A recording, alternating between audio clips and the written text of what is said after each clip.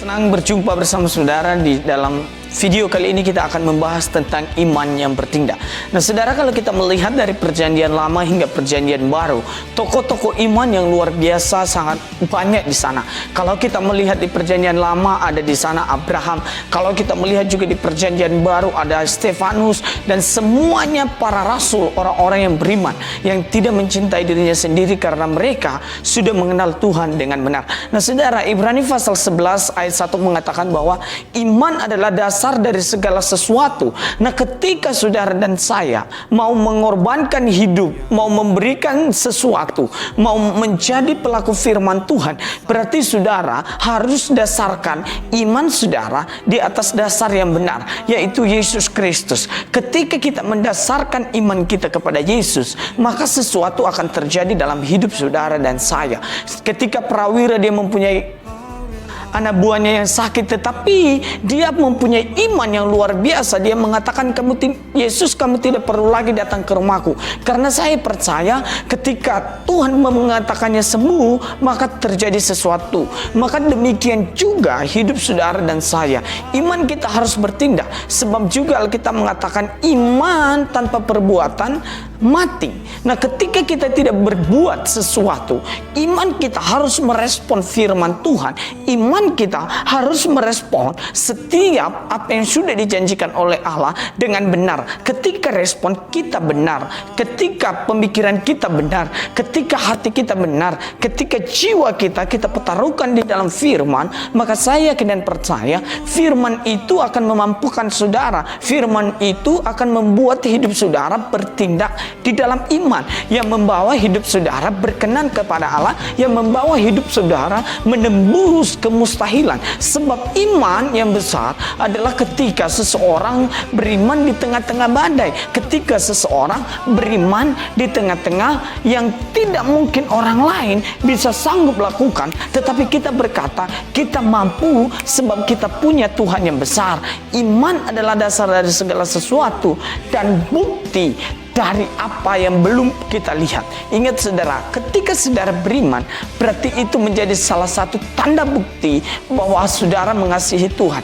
Bukan karena saudara sembuh, bukan karena saudara kaya, bukan karena saudara mempunyai segala sesuatu, tetapi ketika kita tidak memiliki apa-apa, maka kita beriman. Apalah daya kita ketika kita memberikan segalanya kepada Tuhan, Tuhan akan bertindak dalam hidup saudara. Saudara adalah biji mata Tuhan. Saudara adalah kekasihnya Tuhan. Saudara adalah orang yang dicintai oleh Tuhan. Saudara adalah orang yang sudah ditebus oleh Tuhan. Maka iman kita harus terbukti, harus teruji, harus kita membedakan hidup kita dari orang-orang di sekeliling kita. Sebab ketika iman kita bertindak, maka saya kena percaya pertolongan Tuhan akan nyata. Yang saya percaya Tuhan tidak pernah bermain-main dengan hidup saudara dan saya.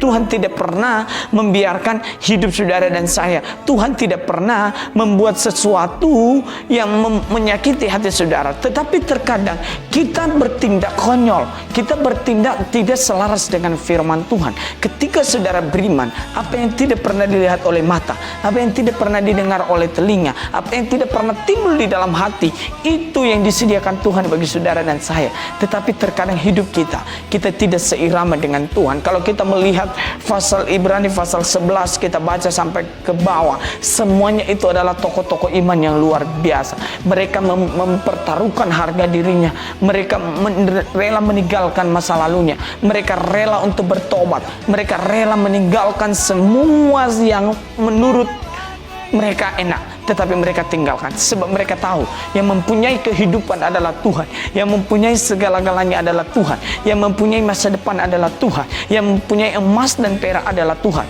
yang mempunyai apapun yang ada di dunia ini adalah Tuhan.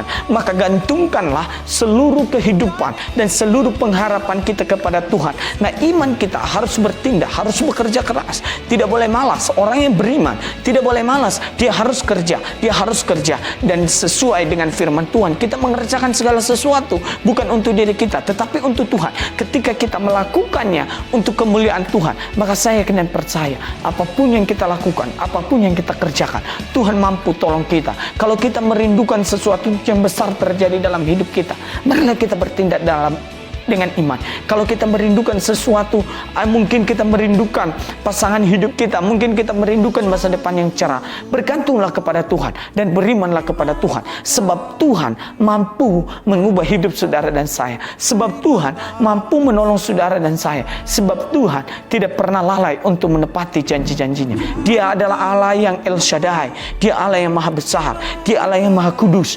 Dia Allah yang maha mulia. Dan dia Allah yang maha hadir. Dia hadir di mana saudara bekerja. Dia hadir di mana saudara. Di tengah-tengah apapun, Tuhan ada di sana. Mau menolong, mau menopang saudara. Mari kita mempunyai iman yang bertindak seperti Abraham. Dan seperti semua rasul-rasul. Dan Stefanus yang luar biasa.